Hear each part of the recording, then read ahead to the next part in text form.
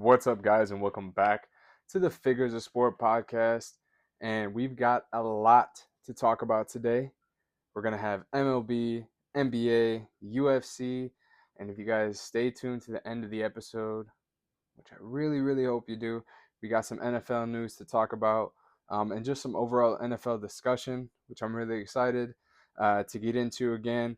And so let's jump right in. And the first thing that we're going to talk about is the MLB, primarily the home run derby, which during the last episode, I did make a prediction that James would win the home run derby.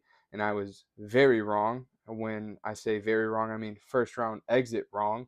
But if you guys do remember, I did also mention two other names, one of them being O'Neal Cruz and the other being Junior Caminero, who did at least make it to the finals, but he did lose to the champion, Cal Raleigh. Shout out to Cal Raleigh. I mean, he's had an incredible first half of the season, leading the league in home runs, and he was the first catcher in MLB history to actually win the home run derby championship.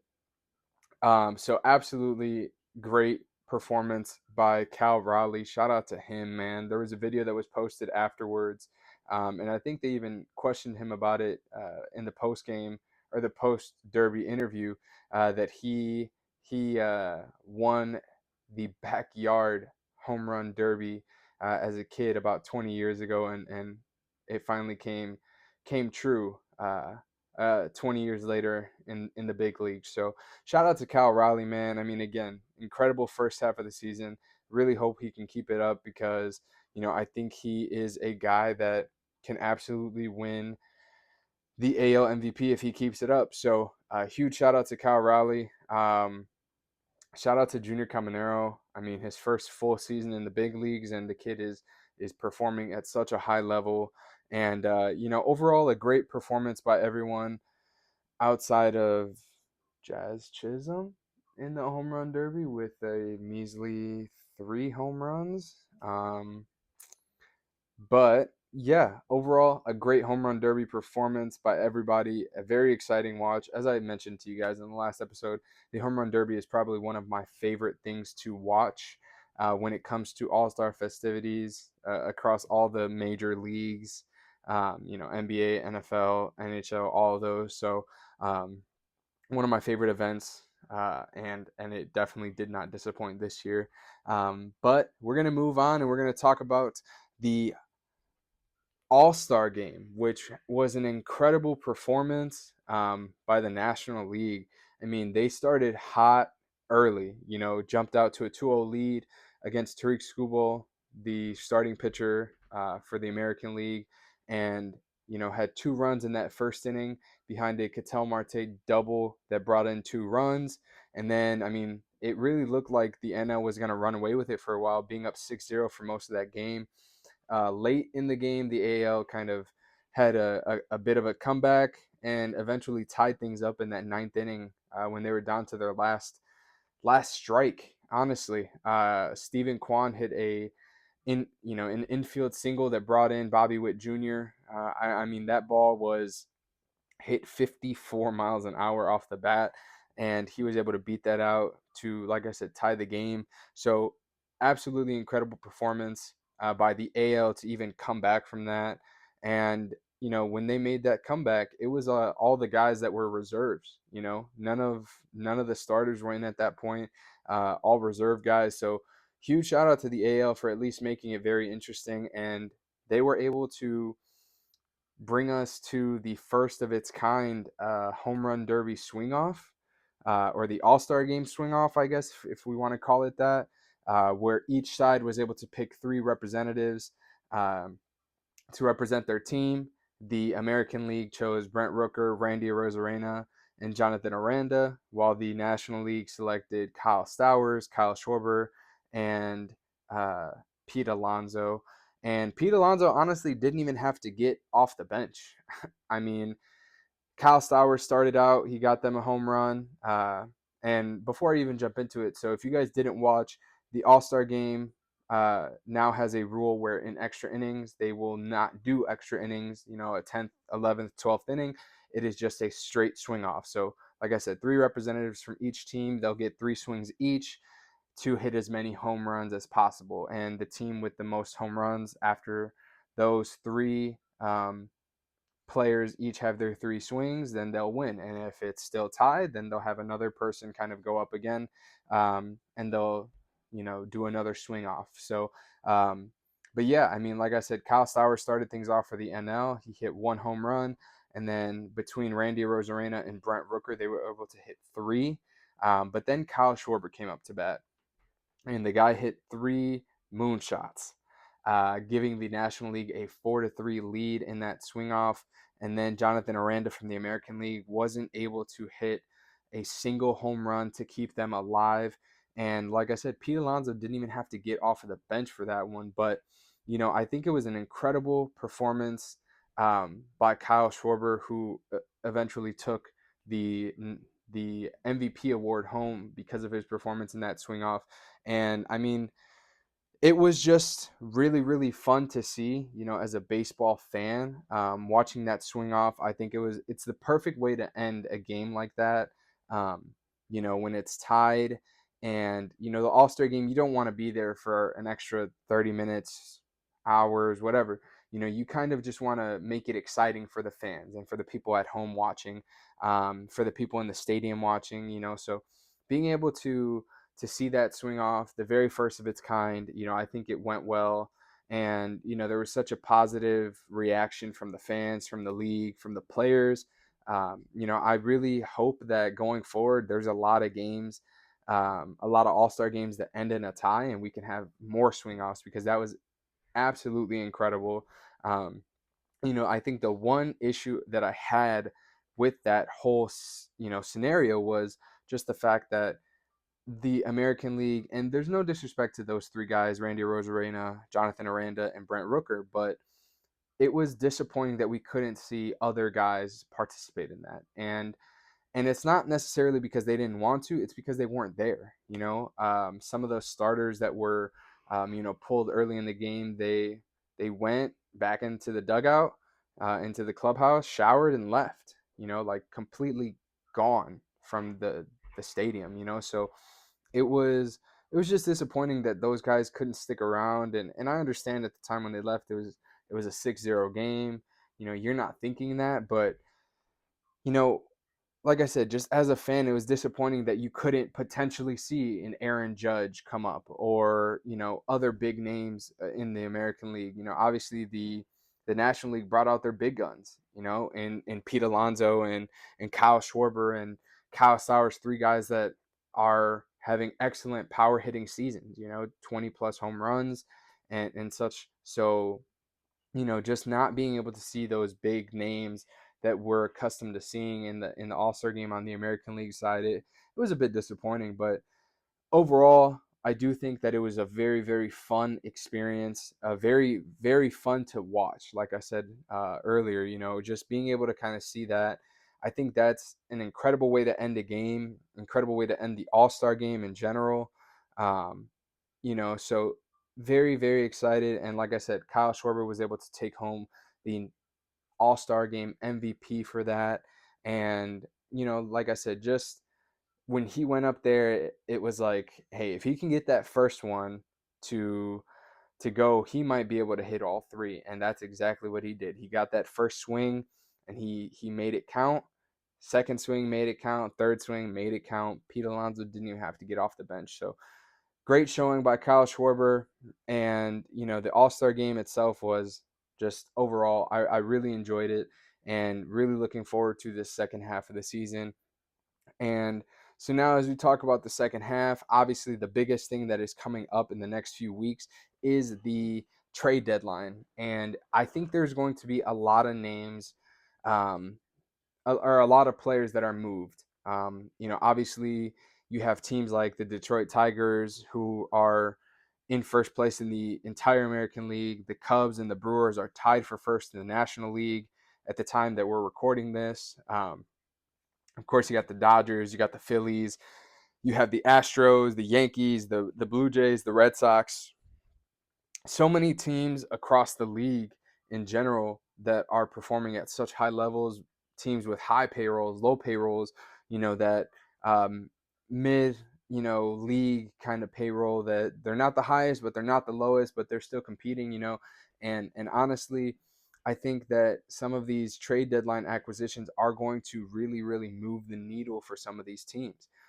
Obviously, there's some big names that have been mentioned. A guy like Eugenio Suarez from the Diamondbacks has been in, some trade rumors as of late.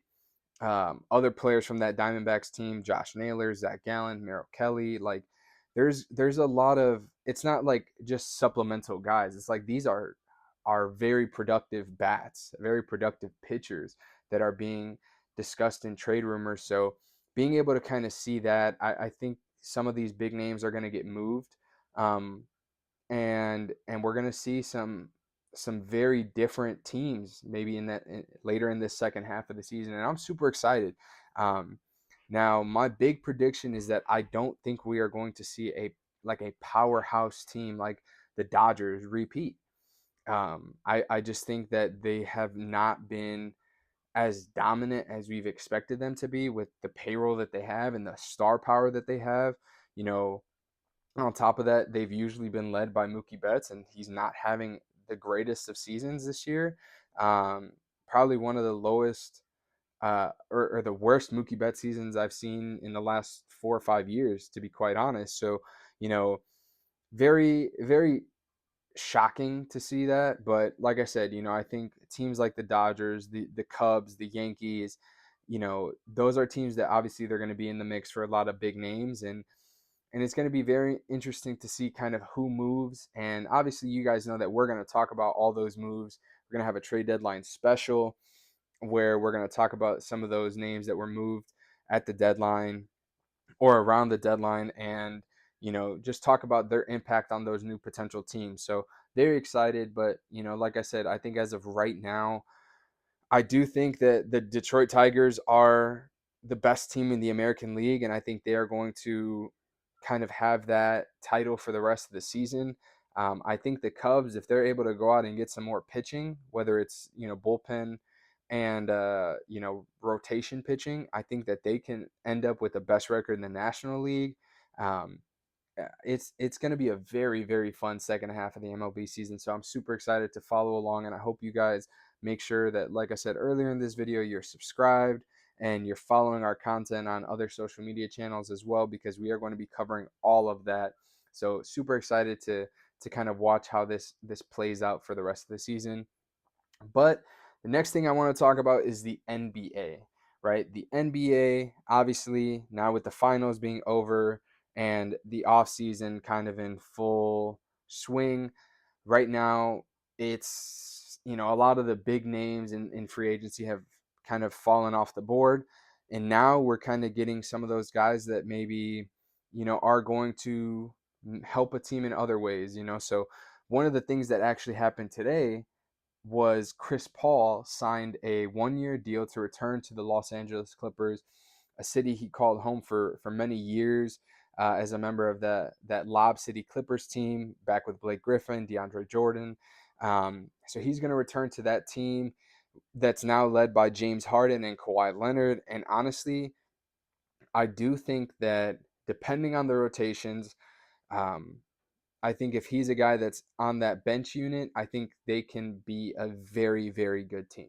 Obviously the Western Conference has gotten a lot stronger this past offseason with Denver kind of retooling, and the Clippers retooling as they added Brook Lopez and John Collins and that. So, I think that with the addition of Chris Paul to kind of help, be that floor general for that second unit, I think it's going to be a really great fit. And I understand that, Chris Paul has mentioned that this could be his last season. So what better way to kind of end your career than with the team you had so much success for, with the Los Angeles Clippers. So super excited to see that. But we're going to stay on topic with the Los Angeles Clippers, and we're going to talk about Bradley Beal, because Bradley Beal was bought out from his contract with the Phoenix Suns. They were finally able to work out a deal to buy him out, and he signed a 2-year deal to join the Los Angeles Clippers. Now, personally, I don't know if he's going to start.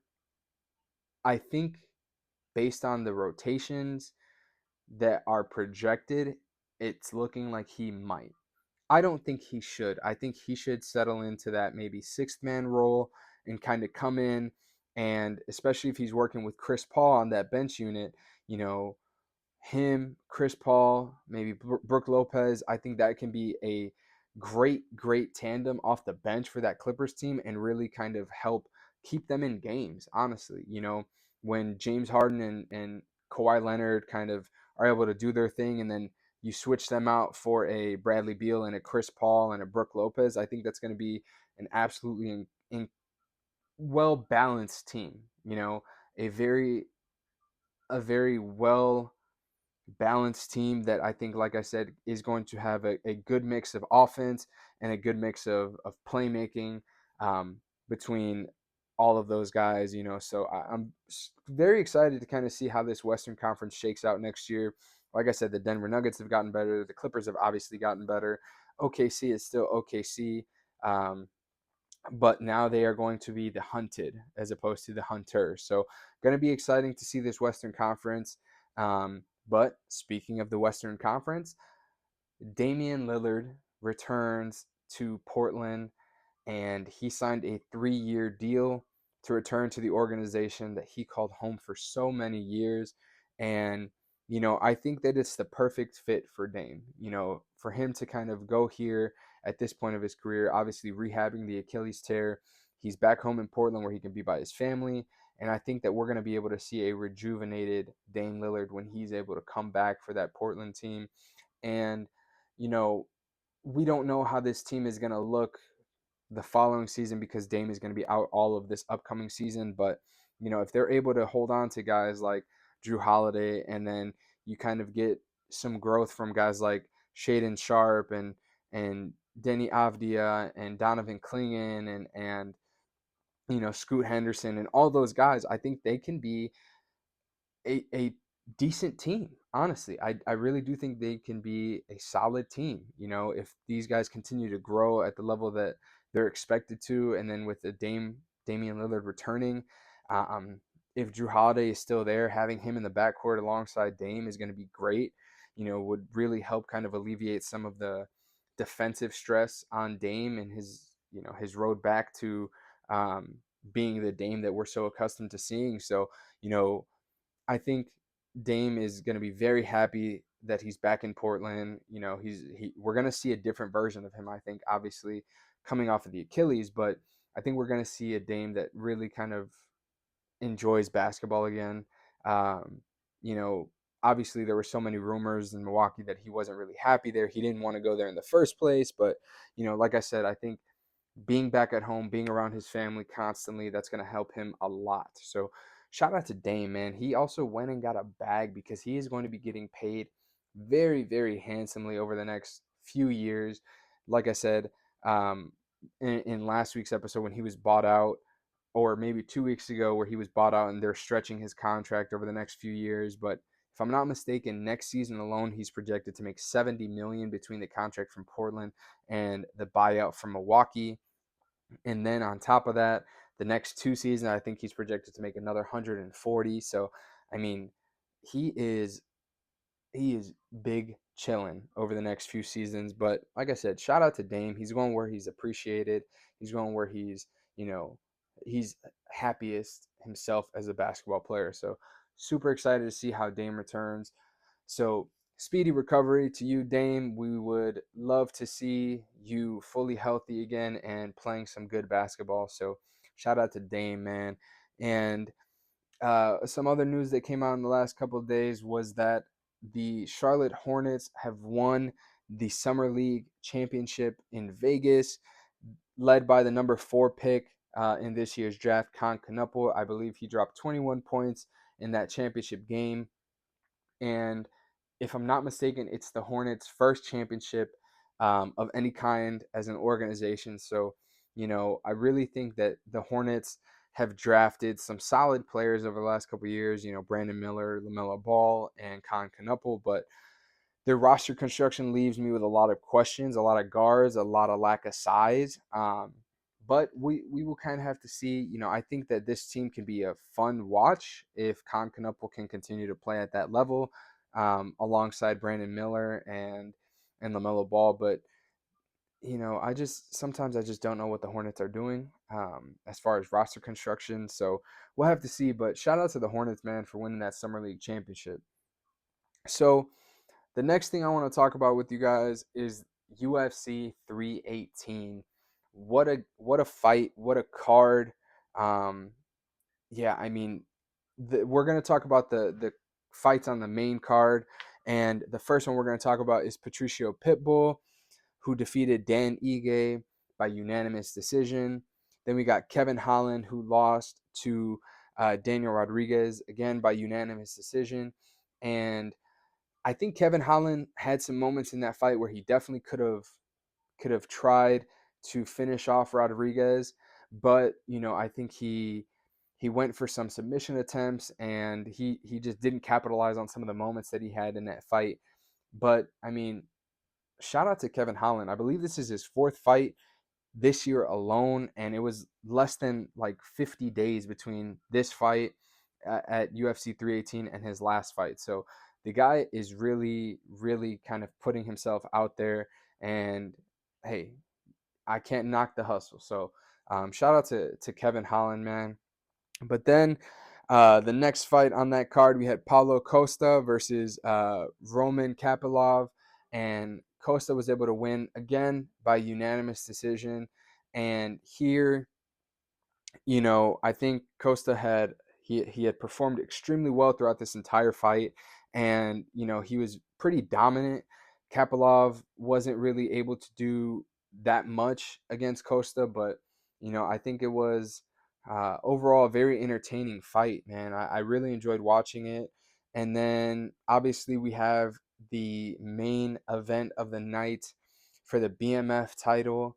If you don't know what the BMF title means, go look it up because I'm not going to say it on here. So, but we had Max Holloway versus Dustin Poirier, the third fight in this trilogy, and Holloway was able to win this fight pretty easily, in my opinion. He had Poirier from the jump. I mean, he looked like the better fighter this time around, honestly, and you know Poirier had some moments, one of them, he had him wobbling and then he went for the guillotine instead of, trying to, um, just finish it out without a submission. But, I think it was only right that Dustin Poirier was going to attempt a guillotine in his last professional fight. I think Poirier said that he would potentially return to the UFC if he had a title fight, but after this performance, I don't see that happening.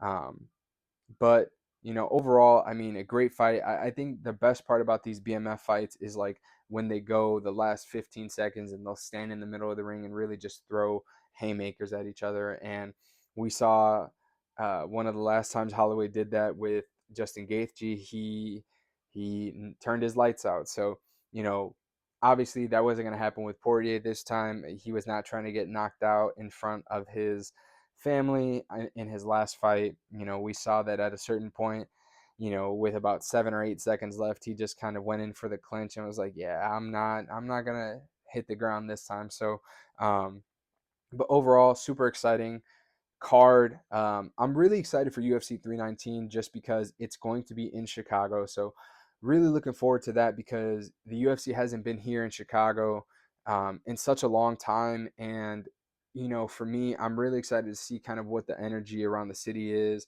that weekend and, how receptive the city is to having the UFC back here. We want to make the UFC this a welcoming place for the UFC, so the fact that it hasn't been here in so long, I think the city's going to love it. I think the city's going to be super excited to watch and be a part of all the events. So but yeah, I mean, I can't wait. And obviously you guys know that we're going to talk about UFC 319 here in a couple weeks on the pod, and we're going to make sure that you guys know just how crazy the event was and how crazy the vibes around the city are going to be that weekend. So once again, great card at 318 and looking forward to 319 big time. So But now, the last thing I want to talk about, guys, is the NFL.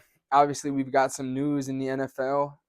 Last week we talked about, Juwan Johnson. We talked about uh, Garrett Wilson, and we left you guys off with a question.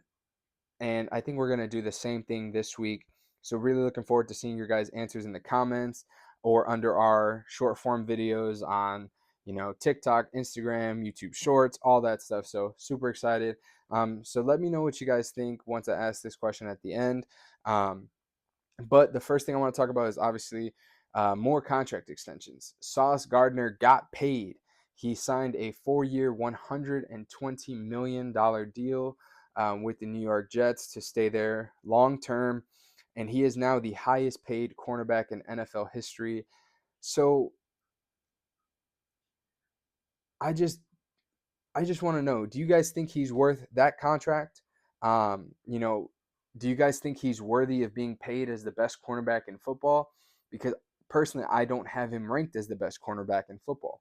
I think you got guys like Pat Surtain who are better than him and getting paid a good amount less than him too. So I think, you know, me personally as a football fan, I don't think he should be the highest paid cornerback, but I want to know your guys' thoughts. Let me know in the comments below. Does Sauce Gardner deserve that contract? Do you guys think he's the best cornerback in football? I said my piece. I want to hear yours. So, but the next thing I want to talk about is there is some tension in Dallas. Big time tension between Micah Parsons and owner slash GM Jerry Jones. And, obviously Micah Parsons wants to get paid. He's one of the best defensive, players in the NFL. And, Jerry Jones made some comments saying that even if we pay him, that doesn't mean that they'll have him. I guess talking about injury concerns with Micah Parsons and him not being on the field. And that has raised some eyebrows from Micah Parsons. So I'm just not too sure how that's going to go in contract discussions. And I think that Micah Parsons is a phenomenal player, and the Dallas Cowboys. I don't think that they are going to be. I think they're going to miss him if they lose him. Let's just say that. I think they are going to miss him big time if they were to lose Micah Parsons.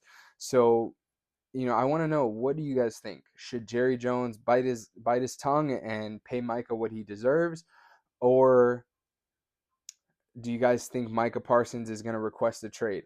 Personally, I see a trade request coming sooner rather than later.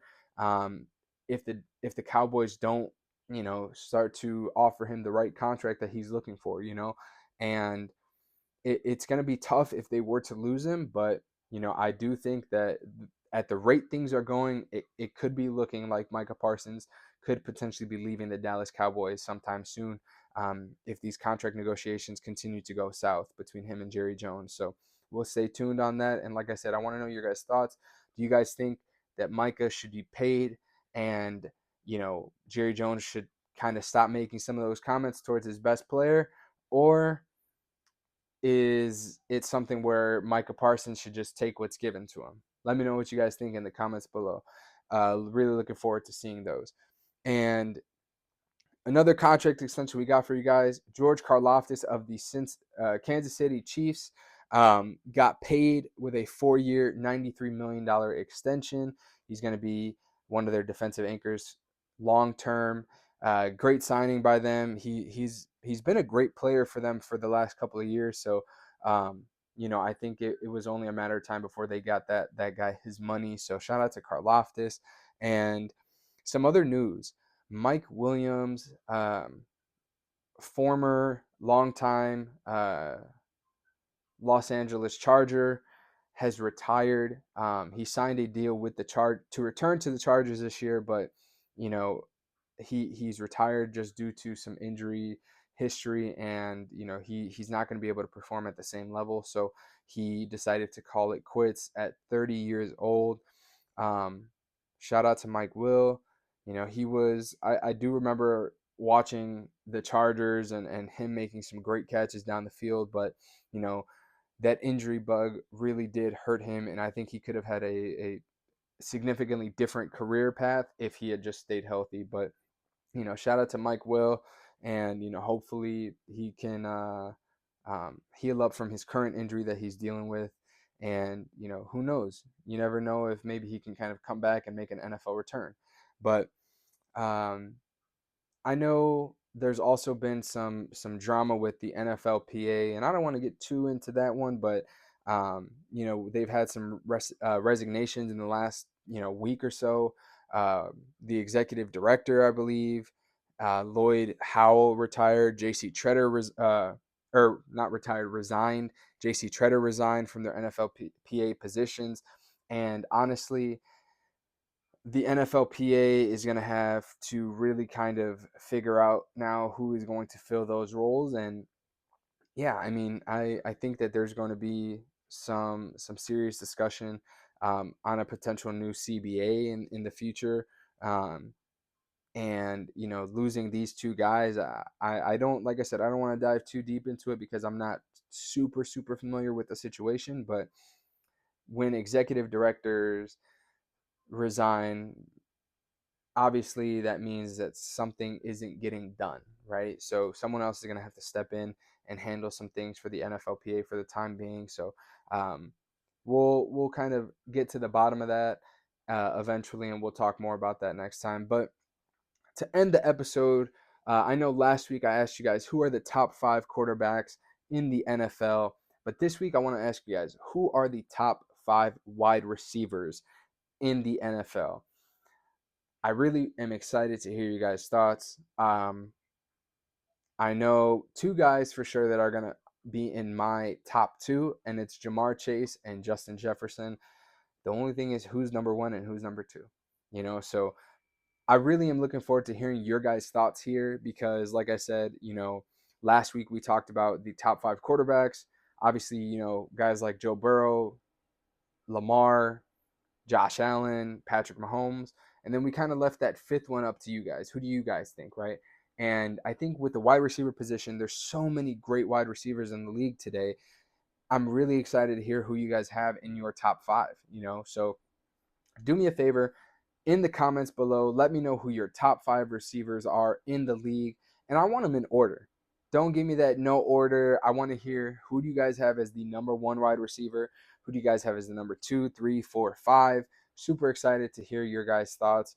And yeah, I mean, for the next few weeks, obviously there's a little less than 2 months before we start to get football back at consistently every Sunday. And for the time being, I really want to hear your guys' thoughts on some of these position battles, right? Like who's the best wide receiver, running back, or quarterback, cornerback, like all of those things, because I want to make sure that we're talking about the NFL because we're hyped. We're ready for the NFL. Like right now is the perfect time to talk about the NFL, being that obviously the NBA is in off-season mode, the MLB is going on, but we love to talk about football because it's also getting to that time where we're going to talk fantasy. So hopefully we can get a fantasy mock draft out for you guys and talk about that with maybe some guests making appearances on the pod to talk about fantasy football and football in general. So I'm super excited, guys, and I really love kind of ending these episodes with these questions just because I want to hear your guys' thoughts. I want to hear your guys' feedback. And yeah, so like I said, let me know who your top 5 wide receivers are in the comments below. And while you're there in those comments, make sure you guys like the video, subscribe to the channel if you already haven't. Make sure you follow us on Instagram, on TikTok. We are posting content almost every day in short form videos on those other platforms if you don't got time to watch a full podcast episode. So you can at least check out some snippets and leave your thoughts on those short form videos as well. Make sure you guys share this video with your friends, your family, and don't forget, if you don't have time to sit down and watch a 30, 35, 40-minute podcast episode, we are available on Spotify, on Apple, on anywhere you get your podcast. So really looking forward to you guys hearing this episode, seeing this episode, and letting me know your guys' thoughts in the comments below. Super excited for this, guys. And like I said, we have a lot more content for you guys throughout this summer, throughout the fall, winter. We're going to keep it coming every single week for you guys and making sure you guys are up to date on all the news going around all the leagues. And we want to make sure that you guys are staying tuned because we've got, like I said, a lot more in store and a lot more great content coming your way. Thank you guys for watching. We really appreciate it. And like I said, don't forget to subscribe, like, comment, share this video with everybody you know, and we will catch you guys on the next one.